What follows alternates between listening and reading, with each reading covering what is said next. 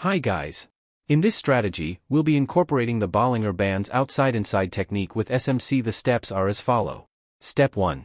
Bollinger Bands confirmation. The price must touch or move outside the lower Bollinger Band and then re-enter the bands, confirming the shift in momentum. This signals a potential reversal. Step 2. Equal lows formation. Next, we begin by identifying when the price forms two or more equal lows. This indicates a potential support area. Step 3. MACD crossover. When the MACD crosses over, it confirms bullish momentum. Step 4. Entry. Buy above swing high. After the MACD and Bollinger Bands confirm, place your buy order above the recent swing high. Step 5. Stop loss below swing low. Protect your trade by placing a stop loss below the most recent swing low. Risk-reward ratio. Don't forget to maintain RRR 1:2. Step 6.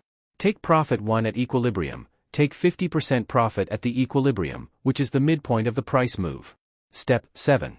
Take profit 2 at premium zone. For the remaining position, target the premium zone, maximizing profit as the market moves in your favor.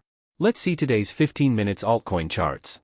Do remember to do your own research before get into trade. This video is totally for education purpose, not financial advice.